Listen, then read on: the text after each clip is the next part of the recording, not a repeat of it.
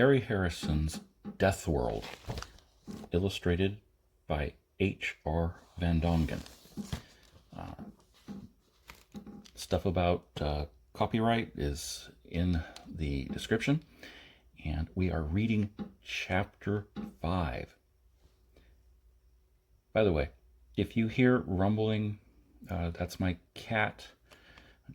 Jaguar has joined me. The loud rumbling is purring, not my stomach, okay?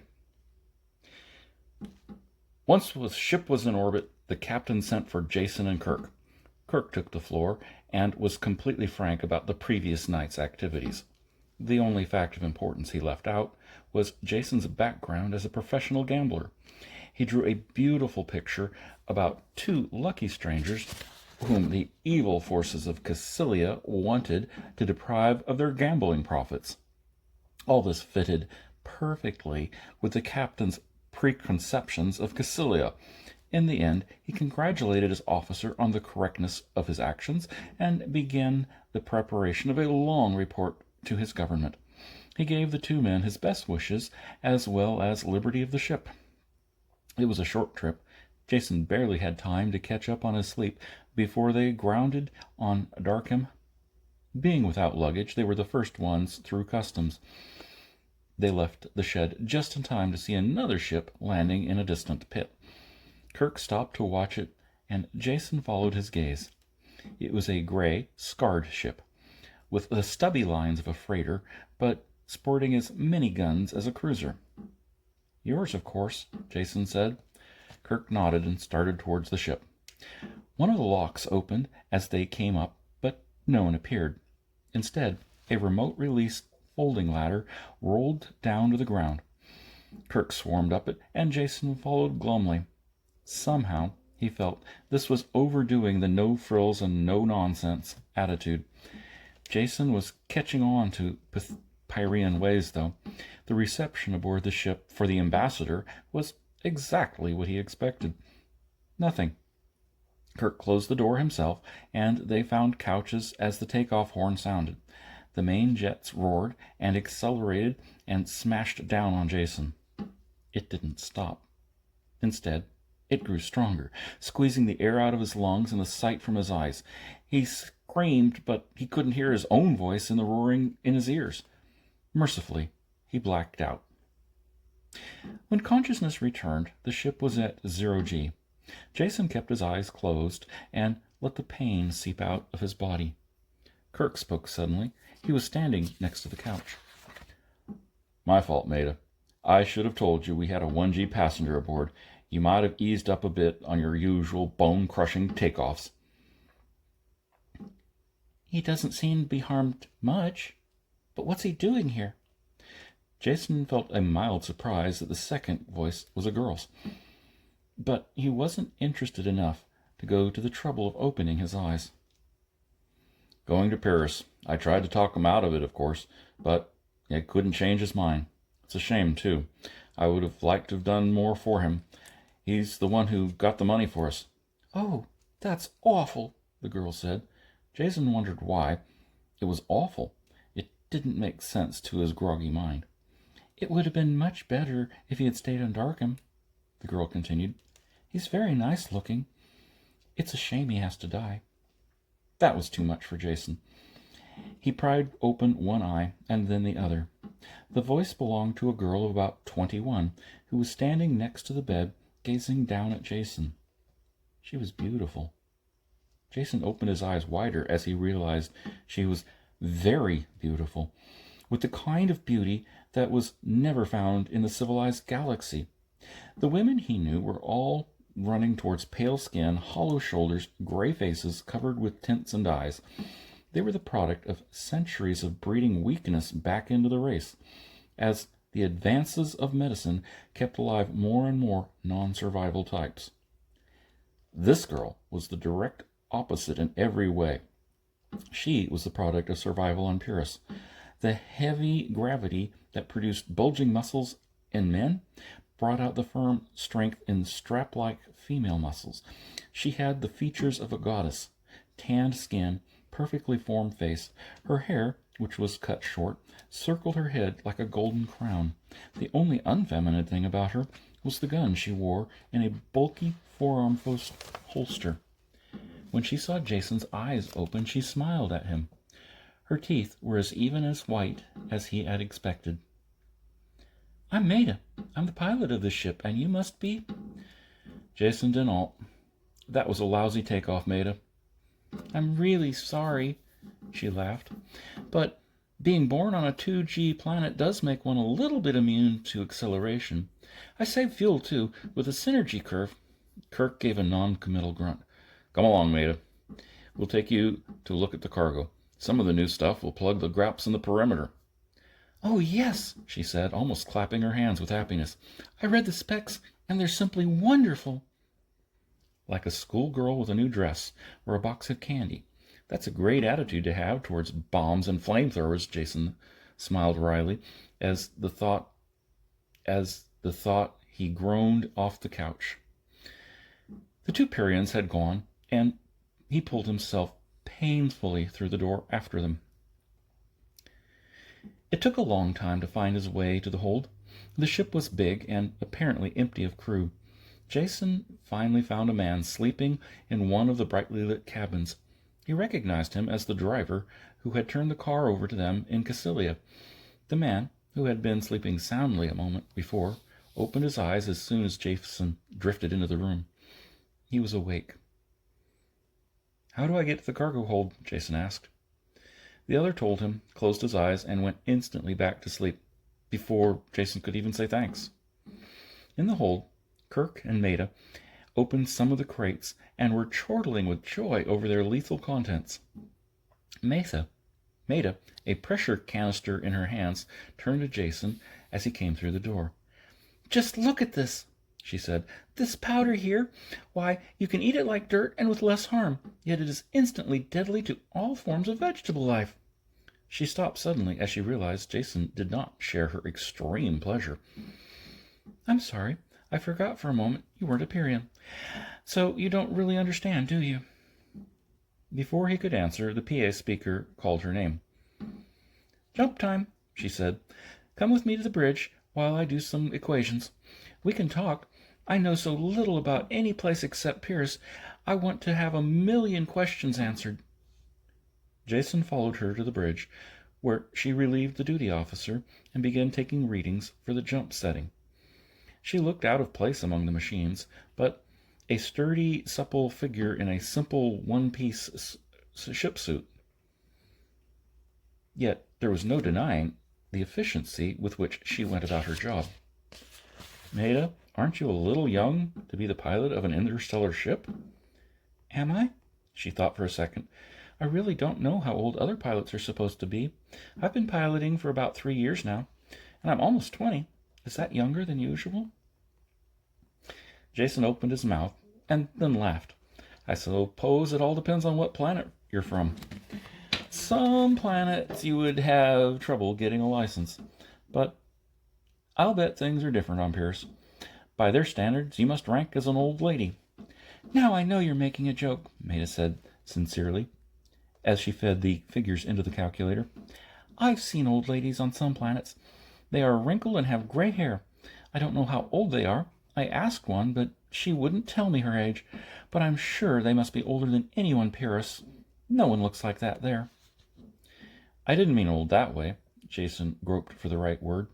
"Not old, but grown up, mature, an adult." "Everyone is grown up," she answered. "At least after they leave the wards, and they do that when they're 6. My first child is grown up, and the second one would be too, only he's dead. So surely I must be." That seemed to settle the question for her, though Jason's thoughts jumped with the alien concepts and background, the inherent differentness behind her words. Maida punched in the last setting, and the course tape began to chuck out of the case. She turned her attention back to Jason. I'm glad you're on board this trip, though I'm so sorry you're going to Paris. But we'll have lots of time to talk.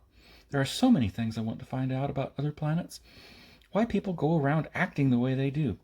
Not at all like home, where you know why people are doing the things they do all the time. She frowned over the tape for a moment and then turned back to Jason. What is your home planet like? One after another, the usual lies he told people came to his lips and were pushed away. Why bother lying to a girl who really didn't care if you were a serf or a noble? To her, there were only two kinds of people in the galaxy, Pyrians and the rest. For the first time since he had fled from Porgorstan, he found himself telling the truth. My home planet, just about the stuffiest, dullest dead end in the universe. You can't believe the destructive decay of a planet that is mainly agrarian, caste conscious, and completely satisfied with its own boring being.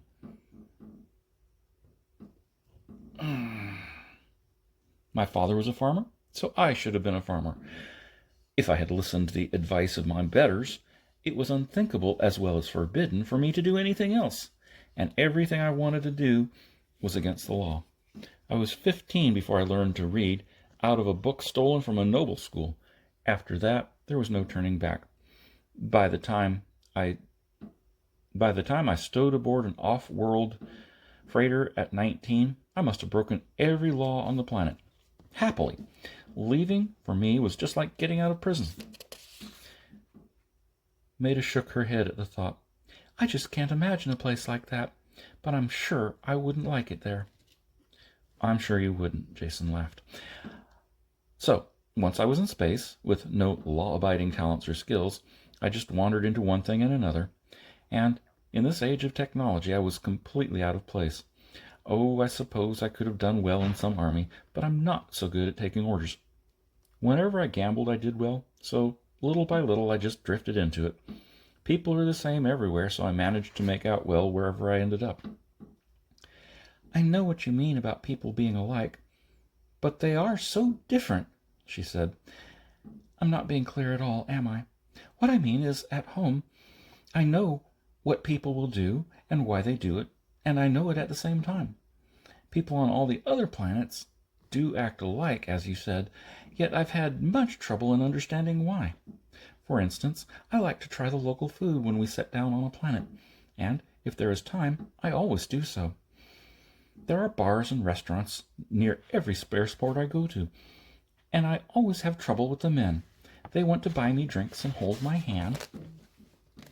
Well, a single girl in port joints has to expect a certain amount of interest from the men. Oh, I know that, she said. What I don't understand is why they don't listen when I tell them I'm not interested and to go away. They just laugh and pull up a chair usually, but I have found that one thing works wherever I am. I tell them, if they don't stop bothering me, I'll break their arm. Does that stop them? No, of course not. But after I break their arm, they go away, and the others don't bother me either. It's a lot of fuss to go through, and the food is usually awful. Jason didn't laugh. Particularly when he realized that this girl could break the arm of any spaceport thug in the galaxy. She was a strange mixture of naivete and strength, unlike anyone he had ever met. Once again he realized he had to visit this planet that had produced people like her and Kirk. Tell me about Pyrrhus, he asked. Why is it that you and Kirk automatically assume I will drop dead as soon as I land? What's the planet like? All the warmth in her face was gone now. I can't tell you. You'll have to see it for yourself. I know that after much visiting some of the other worlds, Pyrrhus is like nothing in your galaxy that people have ever experienced. You won't really believe it until it's too late. Will you promise me something? No, at least not until I've answered what it is and decide. Don't leave the ship when we land. You should be safe enough aboard, and I'll be flying out cargo within a week. I'll promise nothing of the sort. I'll leave when I want to leave. Jason knew there was logic in her words, but his back was up at some sort of automatic superiority.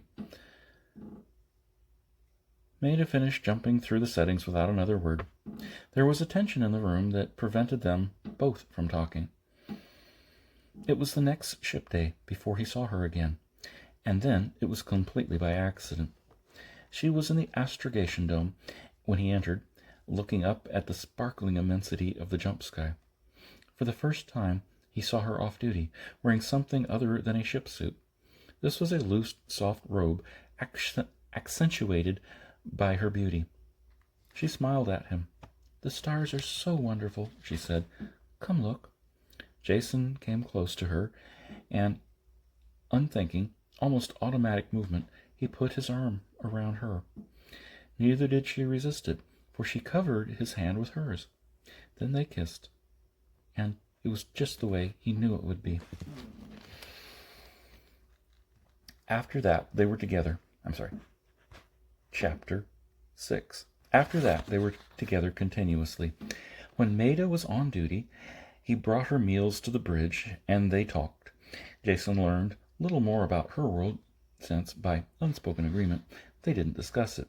He talked of the many planets they had visited, and the people that he had known. She was an appreciative listener, and time went by quickly. They enjoyed each other's company, and it was a wonderful trip. Then it ended. There were 14 people aboard the ship, yet Jason had never seen more than 2 or 3 at a time. There was a fixed rotation of duties that they followed in ship's operation. When not on duty, the Pyrians minded their own business with an intense and self-sufficient manner. Only when the ship came out of jump, the PA barked, "Assembly," did they get together. Kirk was giving out orders for the landing, and questions were snapped back and forth. It was all technical, and Jason didn't bother to follow it. It was the attitude of the Pyrians that drew his attention. Their talk tended to be faster now, as were their motions. They were like soldiers prepping for battle. Their sameness struck Jason for the first time. Not that they looked alike or did the same things. It was the way they moved that caused the striking similarity. They were like great stalking cats, walking fast, tense, and ready to spring at all times, their eyes never still for an instant. Jason talked to Maida after the meeting, but she was almost a stranger. She answered in monosyllables, and her eyes never met his. She just brushed them over and went on. There was nothing that he could really say, so she moved to leave. He started to put his hand out to stop her, then he thought better of it. There would be other times to talk. Kirk was the only one who took any notice of him, and then it was to order him into an acceleration couch. Maida's landings were infinitely worse than her takeoffs. At least when she landed on Pyrrhus, there were sudden acceleration surges in every direction. At one point, there was a free fall that seemed endless. There were loud thuds against the hull that shook the framework of the ship. It was more like a battle than a landing, and Jason wondered how much of the truth there was in that. When the ship finally landed, Jason didn't even know it. The constant 2Gs felt like deceleration. Only a descending moan from the ship's engines convinced him that they were down. Unbuckling the straps and sitting up was an effort. 2Gs doesn't seem that bad at first. Walking required the same exertion as would carrying a man of his own weight on his shoulders. When Jason lifted his arm to unlatch the door, it was as heavy as 2 arms. He shuffled slowly toward the main lock. They were all ahead of him, 2 of the men rolling transparent cylinders from a nearby room. From their obvious weight and the way they clanged when they bumped, Jason knew they were made of transparent metal. He couldn't conceive any possible use for them. Empty cylinders a meter in diameter, longer than a man, one end solid and the other end hinged and sealed. It wasn't until Kirk spun the sealing wheel and opened one that their intended use became apparent. "Get in," Kirk said. "When you're locked inside, you'll be carried out of the ship." "Thank you, no," Jason told him.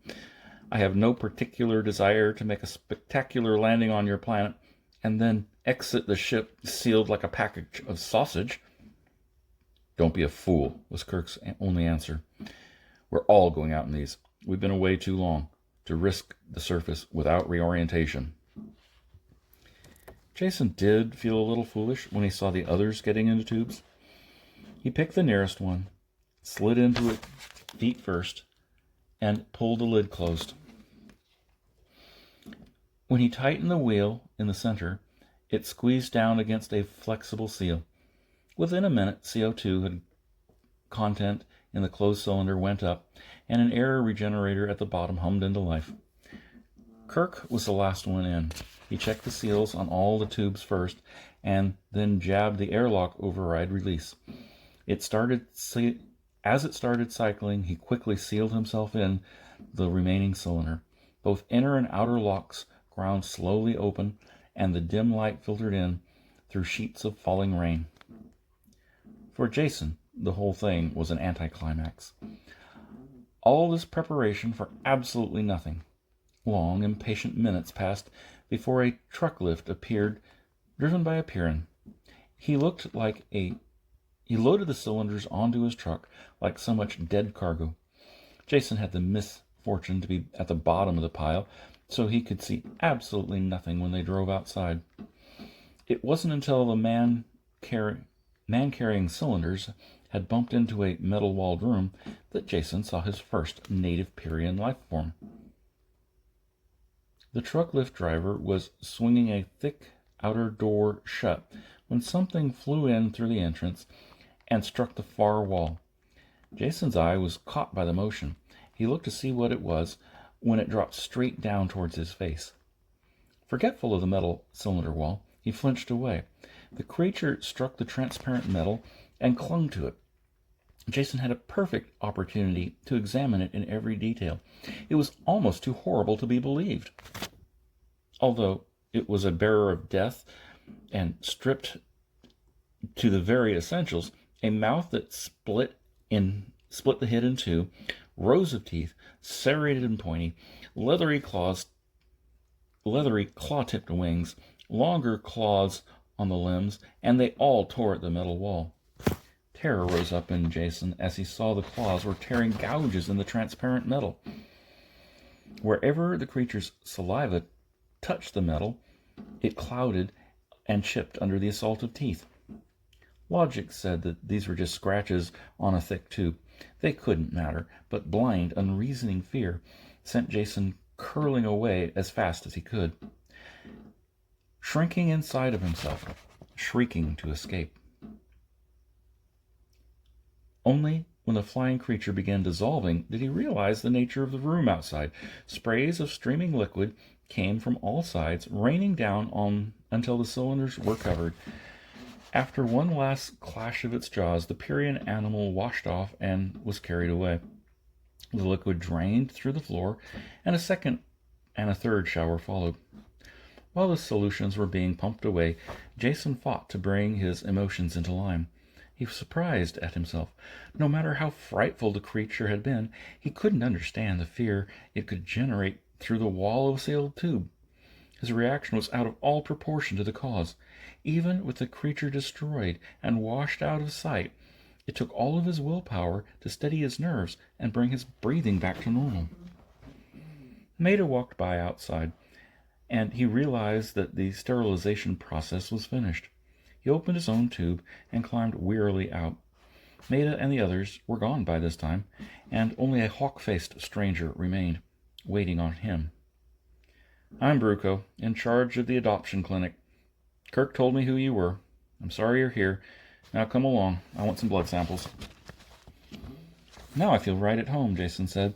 "The old Piran hospitality." Bruco only grunted and stomped out. Jason followed him down a bare corridor into a sterile lab. The double gravity was tiring, a constant drag on sore muscles. When Bruco's ran tests on the blood samples, Jason rested. He almost dozed off into a painful sleep when Bruco returned with a tray of bottles and hypodermic needles. "Amazing," he said.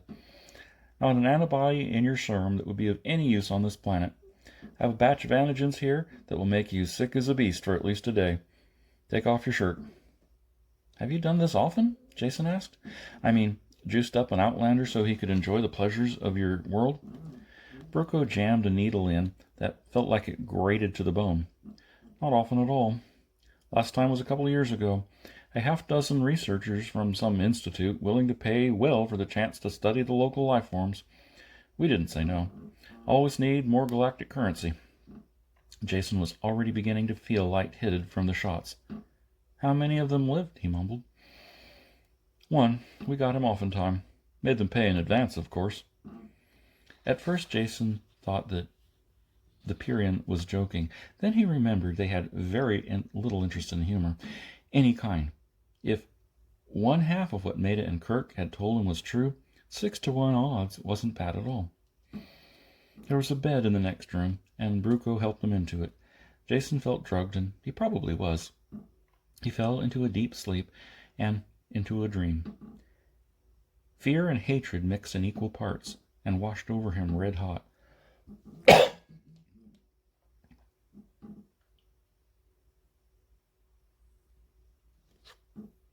If this was a dream, he never wanted to sleep again.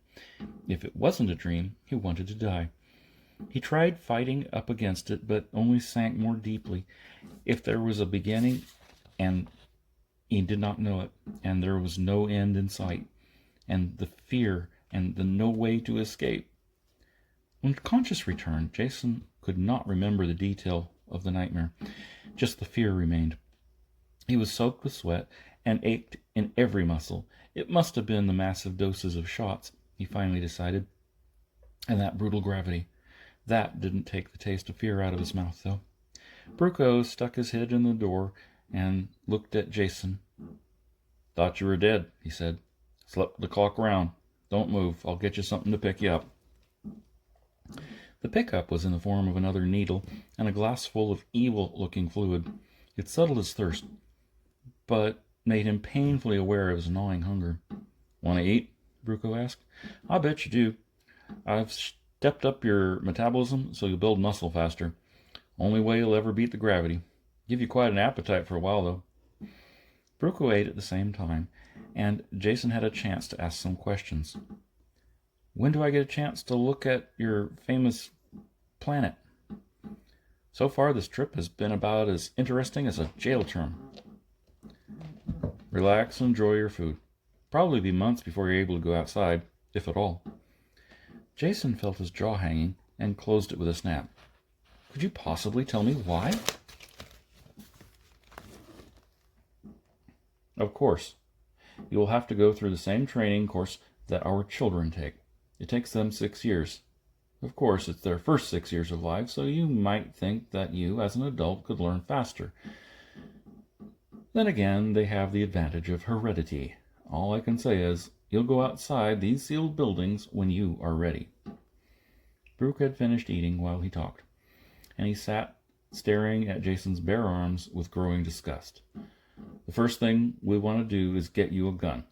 It gives me a sick feeling to see someone without one. Of course, Bruco wore his own gun continually, even inside the sealed buildings. Every gun is fitted to its owner and would be useless on anyone else, Bruco said. I'll show you why. He led Jason to the armory, jammed with deadly weapons. Put your arm in this while I make the adjustments. It was a box-like machine with a pistol grip on the other side. Jason clutched the grip and rested his elbow on a metal loop. Bruco fixed the pointers that touched his arm and then copied the results from the meters. Reading the figures from his list, he selected various components from the bins and quickly assembled a power holster and gun. With the holster strapped to his forearm and the gun in his hand, Jason noticed for the first time they were connected by a flexible cable. The gun fitted his hand perfectly. This is the secret of the power holster, Bruco said, tapping the flexible cable. It's perfectly used while you're using the weapon, but when you want it returned to the holster, Bruco made an adjustment, and the cable became a stiff rod that whipped the gun from Jason's hand and suspended it midair. Then the return. The rod cable whirred and snapped the gun back into the holster. The drawing action is the opposite of this, of course. No, it is not a great gadget, Jason said. But how do I draw? Do I whistle or something for the gun to pop out? No, it is not sonic control, Bruco assured him with a sober face. It is much more precise than that. Here, take your left hand and grasp the imaginary gun butt. Tense your trigger finger. Do you notice the pattern of the tendons of the wrist? Sensitive actuators touch the tendons in your right wrist. They ignore all patterns except the one that says, hand ready to receive gun. After a time, the mechanism becomes completely automatic. When you want the gun, it is in your hand. When you don't, it is in the holster. Jason made grasping motions with his right hand, crooked his index finger. There was a sudden smashing pain against his hand and a loud roar. The gun was in his hand, half the fingers were numb, and smoke curled from the barrel. Of course, there are only blanks in the gun until you learn control. Guns are always loaded. There is no safety. Notice the lack of a trigger guard. That enables you to bend your finger a little more, and when drawing the gun, it will fire the instant it touches your hand. It was without a doubt the most murderous weapon Jason had ever handled, as well as being the hardest to manage. Working against the muscle-burning ache of high gravity, he fought to control the devilish device. It had an infuriating way of vanishing into its holster as he was about to pull the trigger. Even worse was a tendency to leap out before he was quite ready. The gun went to the position where his hand should be if the fingers weren't correctly placed, and they were crashed aside. Jason only stopped the practice when his entire hand was one livid bruise. Complete mastery would come with time, but he already understood why Parians never removed their guns. It would be like removing a part of your body. The movement of the gun from the holster to hand was too fast for him to detect. It was certainly faster than the neural current that shaped his hand into a gun-holding position. For all apparent purposes, it was like having a lightning bolt at your fingertips. Point the finger and blam, there's the explosion. Bruco had left Jason to practice alone. When his aching hand could take no more, he stopped and headed back towards his own quarters. Turning a corner, he had a quick glimpse of a familiar figure going away from him. "Maida, wait a second. I want to talk to you." She turned impatiently as he shuffled up, going as fast as he could in the double gravity. Everything about her seemed different. She wasn't the girl he had known on the ship. Heavy boots came as high as her knees. Her figure was lost in bulky coveralls of some kind of metallic fabric. The trim waist was bulged out by a belt of canisters. Her very expression was one of cold disinterest. "I missed you," he said.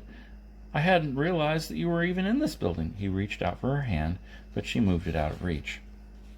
"What do you want?" she said.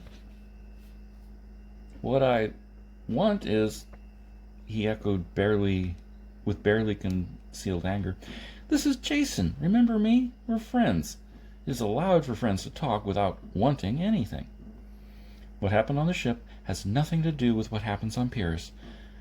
She started forward impatiently as she talked. "I have finished with my reconditioning and must return to work. You'll be staying here in the sealed building, so I won't see you." "Why don't you say with the rest of the children? That's what your tone implies. And don't try walking out. There are some things we have to settle first." Jason made the mistake of putting his hand to stop her.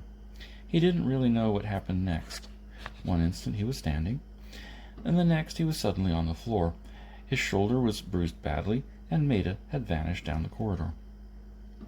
Limping back to his own room, he cursed women in general, and Maida in particular. Dropping onto his rock-hard bed, he tried to remember the reasons that had brought him here in the first place, and weighed them against the perpetual torture of the gravity, the fear-filled dreams it inspired, and the automatic contempt of these people for any outsider. He quickly checked the growing tendency to feel sorry for himself. By Pyrrhian standards, he was soft and helpless. If he wanted them to think any better of him, he would have to change a great deal.